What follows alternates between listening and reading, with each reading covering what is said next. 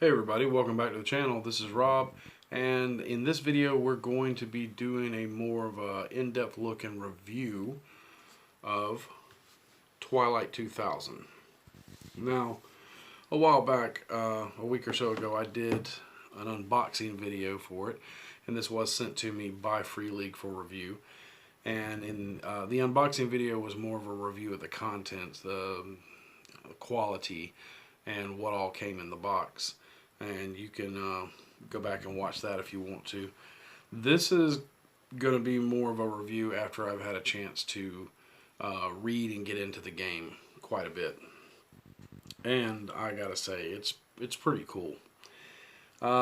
So I'm going to be going through some of the contents of the box again, and then telling you some things about it. In that video, in the first video, I did say that it was another version, or seemed to be another version of the Year Zero engine, which they use for a lot of their games. It's never the same from game to game. They always change it a little bit here and a little bit there, but it's usually just a small tweak. This game has a much larger divergence from the Year Zero engine than previous games. However, you can still see the basis of the Year Zero engine in the design of this game in several places, but it is different enough that it is its own game. Yet familiar enough, it's going to be fairly easy for people to pick up on if they've played the other stuff. So let's talk about some of the stuff that comes in the box. Alright, so we got the big poster map of Poland and Sweden on reverse sides. I'm not going to open that up. We've already looked at that. I am going to show you that it is hex gridded, just like the other maps in here, which is important because this game also offers tactical play, and the hexes are very important for that. It comes with two, I thought these were missions to begin with. They're not really missions. These are more like information dossiers, depending on whether you're starting your game in Sweden or Poland. Those are the default settings, basically, for Twilight 2000. However, you don't have to set your game there. You can set it in other places. They go into that in the book. It also came with character sheets. I think you get like 5 of these, and you can download and print them out for free, or however much it costs you to print them out. If you have a printer, then just print them, but you can download them for free and get the printer friendly version off their website, which I did, and I did that because there are some stuff I want to do with the character sheet, or with the characters, and I'll get into that towards the end of the video some. There are a couple of things that don't come in the box that if you're a completist like me, you're going to want to pick up. However, they are not required to play the game. You don't have to have them. First being the screen. Now, anybody who's watched my videos for any amount of time knows that I am a sucker for screens. I love screens. If there's a screen for a game, I want it. And that's just a very cool screen, very cool artwork. And as always, fantastic tables on the inside. All useful information for running the game. And I think this is like 24 bucks or something on Amazon. You can get it from their website as well. I picked it up off Amazon because I had gift cards for Christmas, so I did get it. My one complaint with it is that it does not fit in the box, so you can't put it in the box. You could if you really push and squeeze the box and kind of push the sides out, but I don't like doing that. I'm afraid it's going to tear up, so I'll set that off to the side. Try not to knock anything over there. The other thing that you can get, and I think this is 16 or 17 bucks on Amazon and roughly the same price on their website, is they have a card pack that you can buy that is the weapon cards. And it's all of the weapons from the main book, the game. And they're like this. On one side of the card it gives you the artwork, on the other side it gives you the stats for the weapons. If you're familiar with the weapon cards that came in the starter set for the Alien game, it's very similar to that. From what I understand, they don't come with any vehicle cards. But I like having the weapon cards. I wish they had been in this box, but there's so much other stuff packed in this box that you do need. I'm okay with the fact that they left them out, because the weapon cards are really they're here. Some people want them, some people don't. I find them really useful to, oh, well, you found an Uzi, and hand it out to a player, and instead of them having to look it up in the book. So I don't have those yet, but I am going to pick them up. And it comes with other cards that are probably more important, I guess, to the game, and we'll get to those in a minute. So you have two books. You have the player's manual, and then you have the referee's manual that come in here. And I went over their page counts and everything in the other video. They're really well made. The artwork is amazing. And you have dice, and you have these little chits. There's a bunch of these. I've got them in separate little baggies. But that gets into the combat mechanics of the game. So what about this is clearly Year Zero engine? Well, the initiative, for one, works the same way it does in other Year Zero engine games. You have cards marked 1 to 10, and I sleeve all my cards because anytime I have a game where multiple people at my table are going to be handling the cards, I want sleeves on them, so I don't get Snickers and Cheeto fingers all over my stuff. But if you look on the card, try to get the glare off of it, they have both actions used, fast action, slow action, and no actions used. So you can just have the card in front of you and turn it whichever way to indicate how many actions you've used. That is a clearly Year Zero engine thing. You do that in Vossen, you do it in Alien. I think it works the same way in Forbidden Lands as well. I'm not 100% sure because I haven't read that one yet.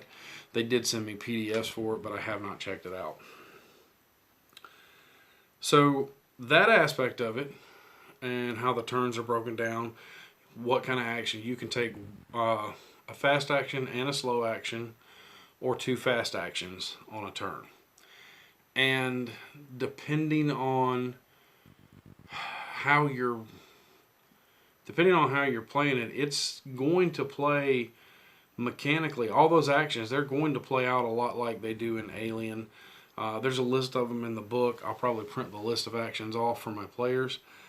But they're very similar to the same types of actions that you have in the other games. So all of that is Year Zero engine familiar.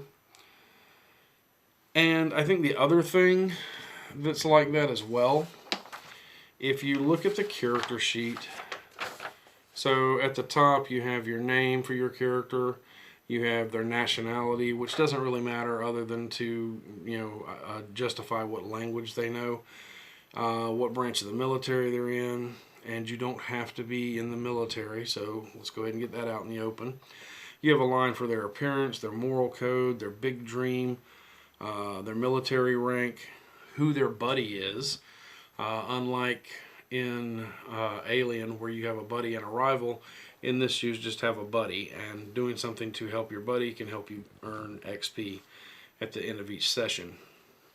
So you have 4 attributes with 3 skills tied to each attribute, which is very much like the other Year Zero engine games on its surface level.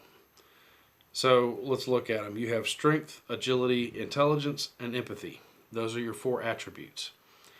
And then under strength you have heavy weapons, close combat, stamina. Under agility you have driving, mobility, and ranged combat. Under intelligence you have recon, survival, and tech. And under empathy you have command, persuasion, and medical aid. Now, in other Year Zero engine games, these would be filled in with a certain number of points, and each point representing a D6, and you would build a dice pool between your skill and your attribute and roll them and looking for sixes to be successes. At least one success, or at least 1 6 to be a success. Not in this game though. It's still kind of the same, but they change it up a little bit.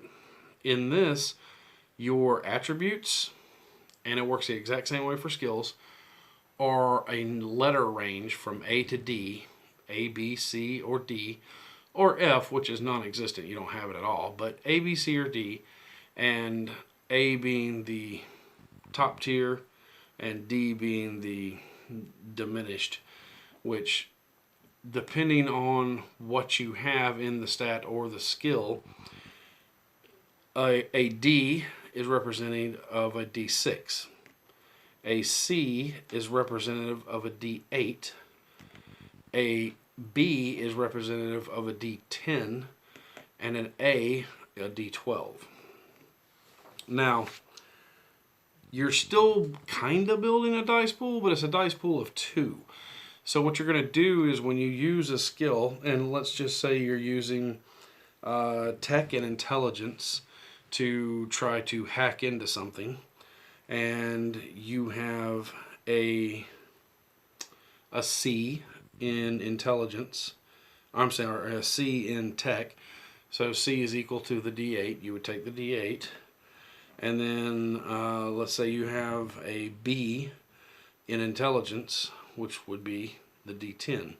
You would then roll these 2 dice. Now, a 6 or higher is a success on all the dice, which means on the diminished dice, the D6, only the 6 is a success. But on the D8, a 6, 7, or 8 is a success. And you can, let me turn around like you, on the, there's the 6 and the 8, they have the target symbol showing their successes. The 5 doesn't, the 3 or the 2.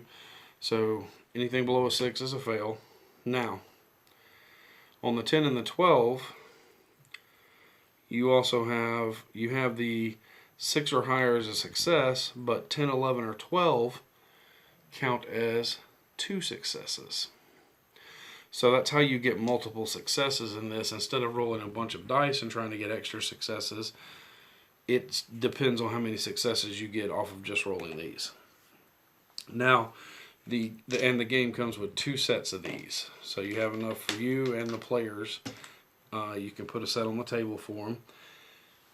And once you get your total number of successes, you can do with it pretty much the same thing you do in other Year Zero engine games. 1 success means you succeeded. Extra successes let you do other things. And each skill has a list of different things you can spend those successes on, including like in combat when you're trying to do damage to somebody, they can be swapped out for extra damage. You'll also notice that these dice have the explosion symbol on the 1. That's bad.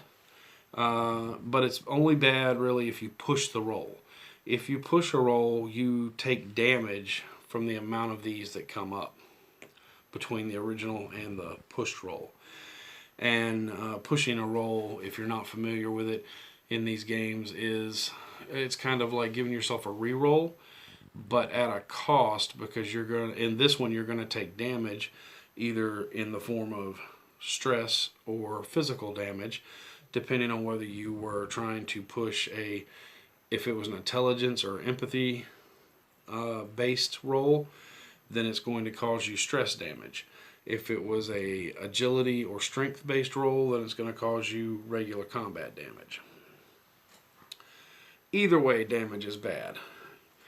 The other dice that it comes with in the box are these D6s that have a hit symbol on the 6, and on the 1 they have the explosion there, and you get 6 of those. So 3, you can use, these are called ammo dice, and the way they work is if you're firing a heavy weapon or a machine gun, you can add these D6s to your roll up to your rate of fire with that weapon. So if it's a rate of fire 3, you can add 3 to the roll.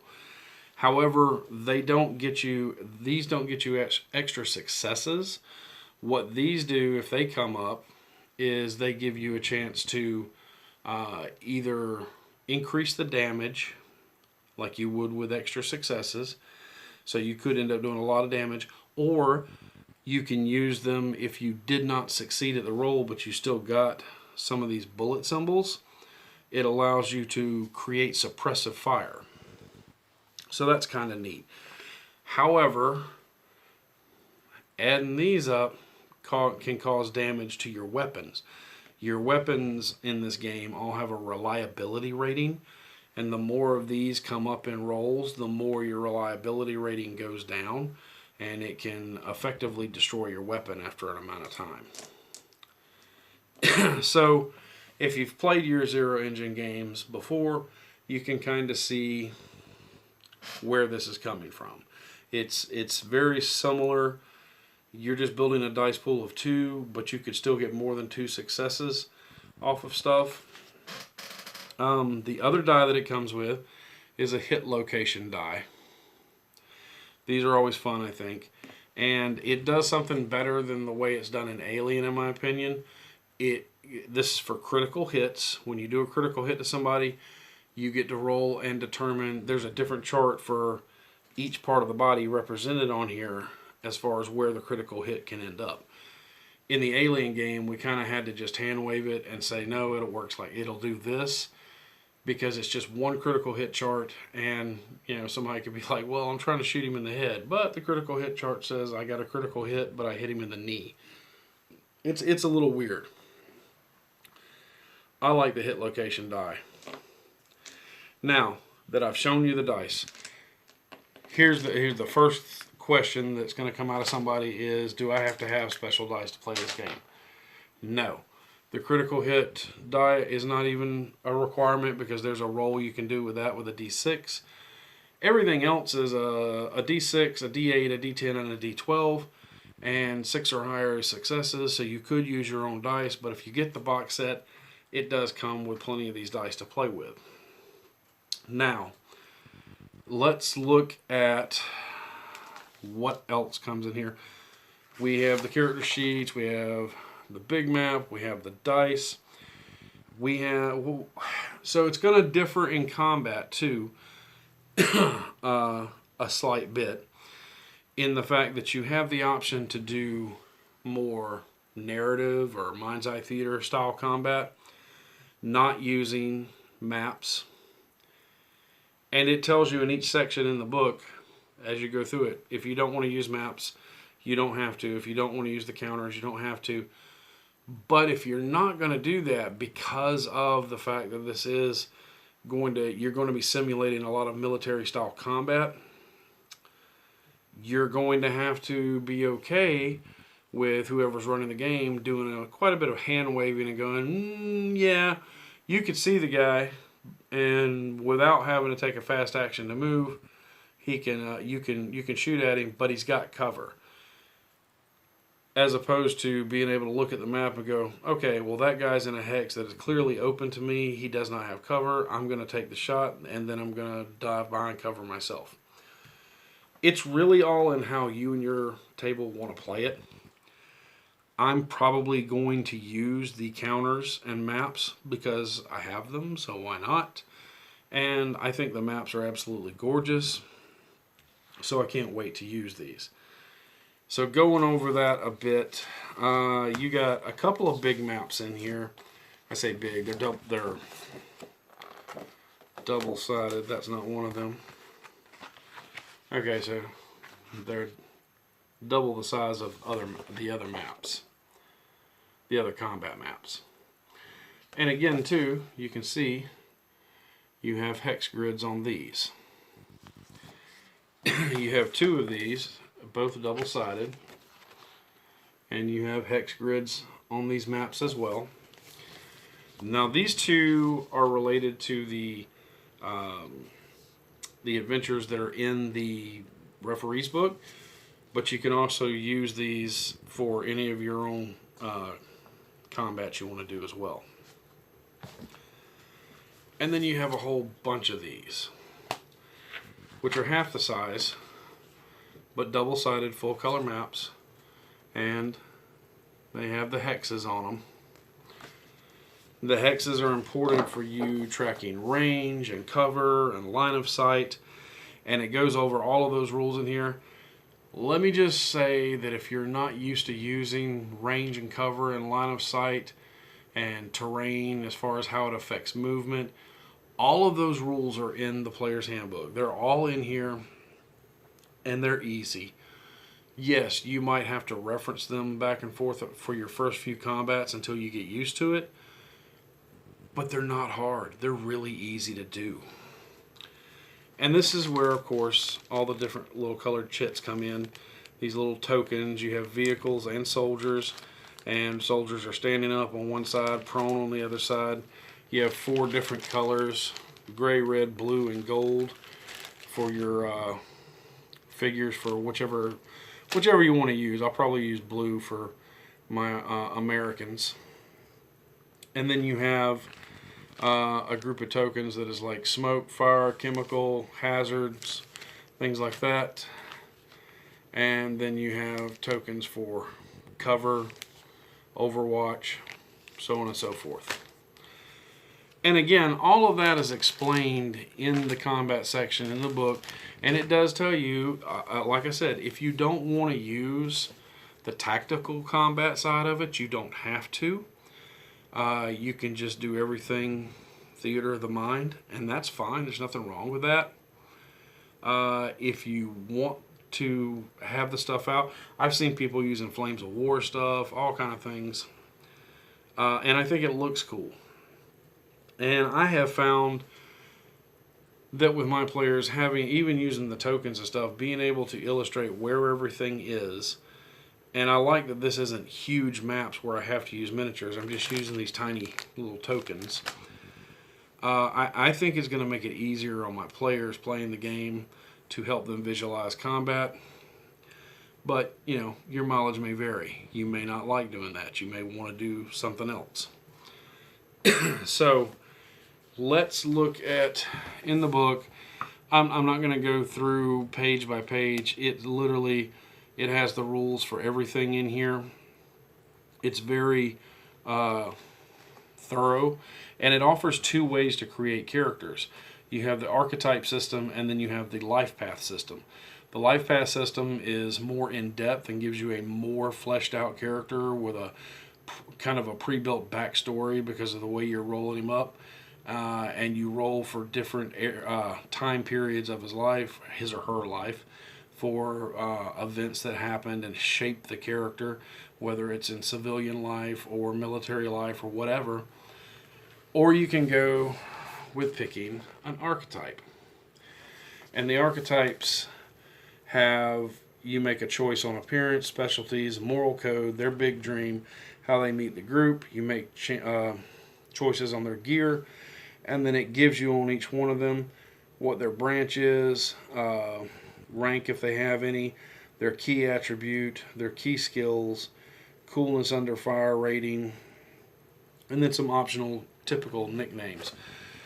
These are fantastic if you want to get into the game quick and you don't want to spend a lot of time building the character.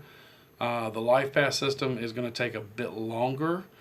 It is going to be more thorough, but if you just have if they're literally archetypes, so if you want to play an archetype type character, that's what you do, is you grab one of these. We have the civilian, we have the grunt, the gunner, the kid, the mechanic, the medic, the officer, the operator, and the spook. And I'm sure they'll come out with other ones because they already have another box set coming out.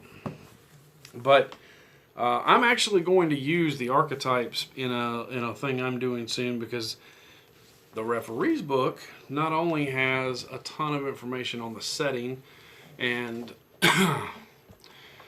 lots of other stuff. Let me skip through the sections here. It has all kind of information on preparing sessions and how to run them and encounters and all that. But one of the cool things that it has is in the back it has the rules for solo play. And I'm going to do a solo game, and I'll probably do a video on the game and show pictures in the video of how things went or where stuff was at on the hex maps as I'm going through it. I've got an idea for 3 different characters that I'm going to make, because you can make a character with the archetype system in just a few minutes. I'm going to make up all 3 of these characters, and I'm going to do a hex crawl scenario with them where they're moving across this area trying to get something. And excuse me. So how do you do that? Well, you have all the maps with the hex crawls, and that's where this fantastic deck of encounter cards comes in.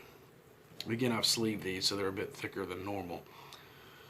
But as you're entering hexes, you're going to draw encounter cards, and the encounter cards are going to have all the information on them you need for the encounter, and then you play it out. And they're not always fights. Sometimes you're meeting friends or you're finding equipment.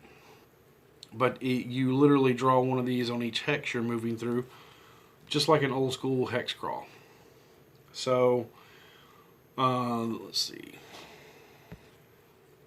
So I'm looking forward to taking my 3 characters and running them through a couple of scenarios using these encounter cards. Now, you can use these also in the main game as your players are moving from hex to hex. You have a ton of encounters for them to run into. And they're great. I've been reading through them. Also, you don't have to have the encounter cards. They're each marked with what suit and card they are the equivalent of in a poker deck. So you could do it with that. Granted, if you're buying Twilight 2000, you're getting all of this anyway. But if you don't have that, and you just go by like the player's manual, it's enough for a player, obviously, but not if you want to play solo. I would get the box set. I mean, the player's manual alone is like 25 bucks. I would just spend the 50 bucks and get the box set because it gives you everything. It's a pretty good deal for the amount of stuff you get in it. But I like that there's a double use for the encounter cards. You use them for your players when you're running the game, but you also use them for solo play, and I think that's great. I'm going to run the solo play mission for 2 reasons. One, because I just want to, because I think it's going to be fun.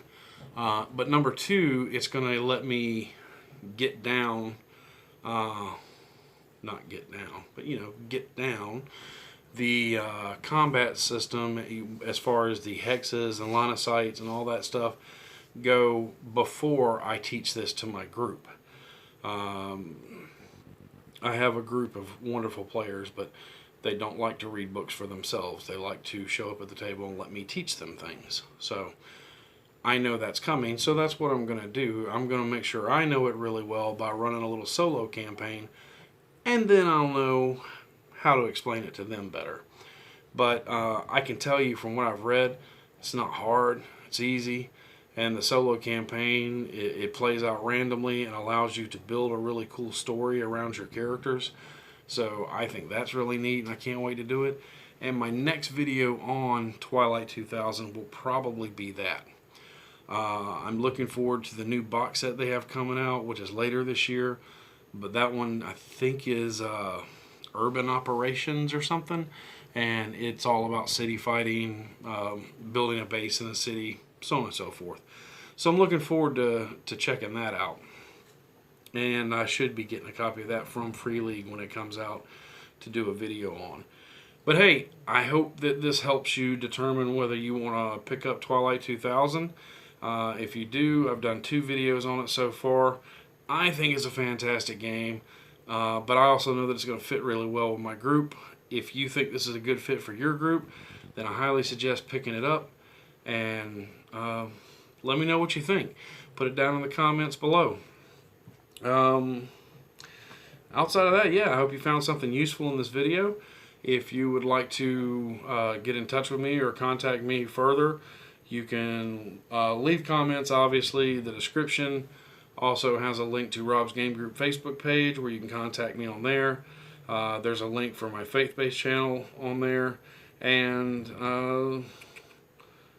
there's a link. Oh, there's a link to the Amazon wish list for Rob's Game Group, which you can check out too if you want to help out the channel. But that's all I've really got for right now. I'm really excited to get into this game. I'm going to be running this soon for my group, and I cannot wait to do it.